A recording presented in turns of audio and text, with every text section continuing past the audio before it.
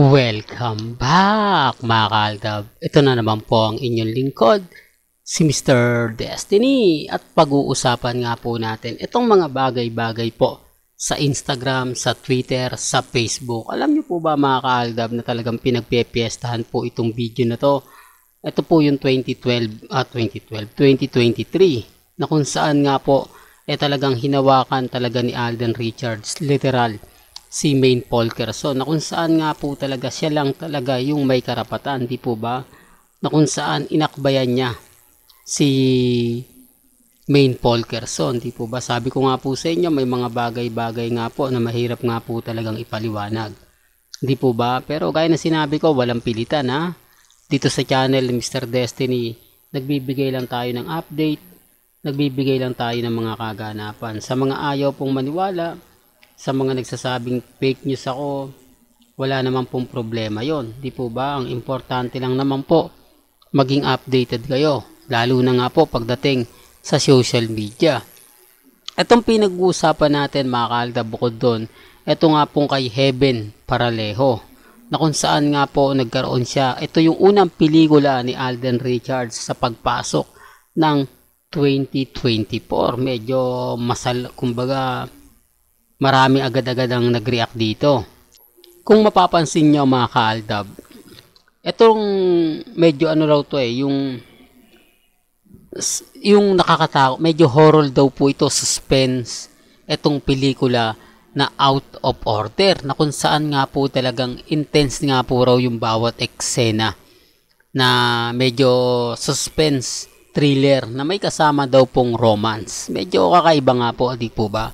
Kaya nga po ito yung pinag-uusapan, lalong-lalo na nga po sa Philippine Star ngayon, Pep.ph at Abante News. Sabi ko nga po sa inyo, pagdating kay Alden Richards, talaga naman pong mapapaisip po kayo. Ganyan po siya kalakas, ganyan po talaga husay pagdating po sa pagganap si Alden Richards. Although hindi nga po nanalo ang Family of Two, pero nakuha naman po nila yung Best Actress. Di po ba? Kaya nga po yung iba nagre-react na okay lang yan. At least nakuha na Best Actress si Miles Ocampo. Di po ba? Ibig sabihin lang talaga na maganda lang po talaga yung eksena. Nagkataon lang na matindi ang kalaban ni Sharon Cuneta at ni Alden Richards. Kaya hindi sila nakuha. At least ang kagandahan naman po doon, may nanalo.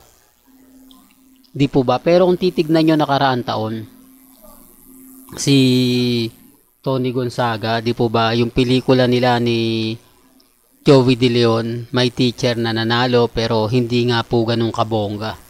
Hindi ganun kasaya. May lungkot na nadama. Bakit? Lugi po kasi. Kokonti lang ang nanood. Although sinasabi ko to para lang po sa kaalaman ng lahat. Kasi noong mga panahong Metro Manila Film Festival, talagang bagsak. Kita nyo naman po si Vice Ganda, si Coco Martin, hindi po gumawa ng pelikula. Kasi hindi kinaya Di po ba hindi kinaya talaga yung budget. Kaya nga po ngayon, etong susunod na taon sa 2024, Metro Manila Film Festival, mas marami daw po ang mga artista na makikilahok. Siyempre, papasok na po dyan si Bossing Big Soto, di po ba? Ang Enteng Kabisote, The Return, di po ba? Yan ang aabangan po natin, na sinasabing kasama nga po daw doon si Maine Mendoza. Well, balikan natin ang issue kay Alden Richards. Normal lang po ang mga ganitong issue kasi may pelikula siya.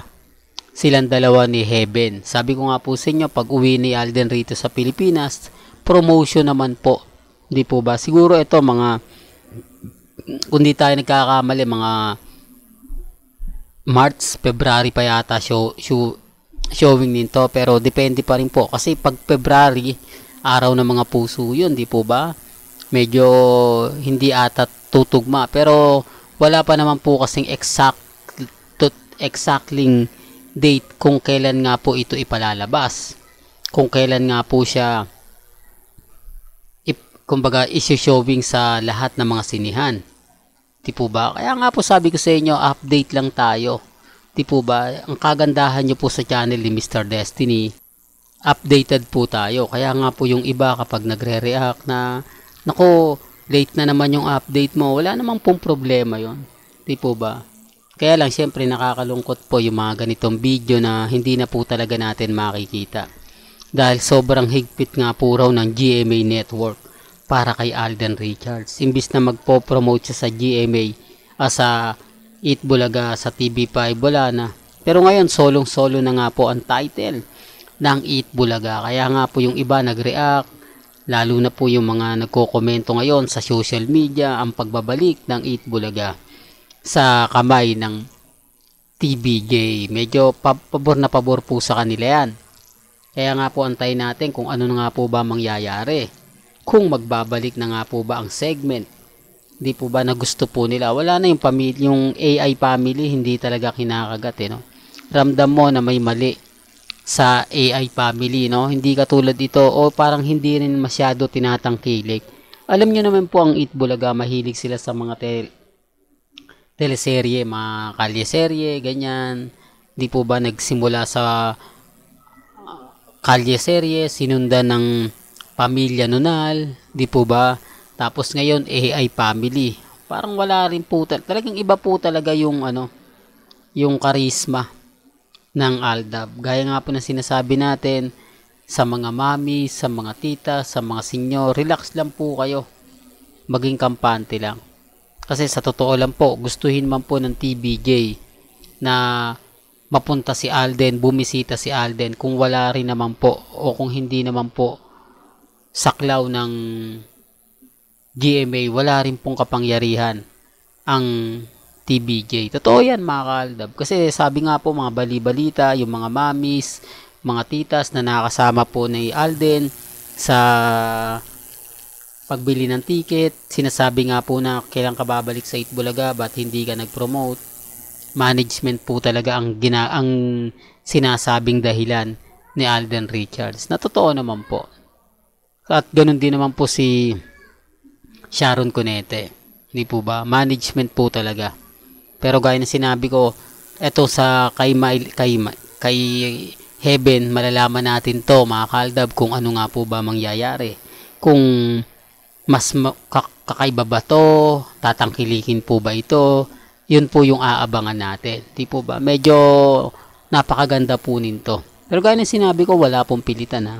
Akin update lang. Well, hanggang dito na lang po ang ating latest updates. Kaya kung gusto nyo pa po ng pinaka-latest at sariwang update, abay tumutok lang po kayo dito po sa channel Mr. Destiny para updated po kayo sa mga bago at sa mga latest na i-upload po natin. Maya-maya lang. Hanggang sa muli, salamat po sa panonood at pakikinig.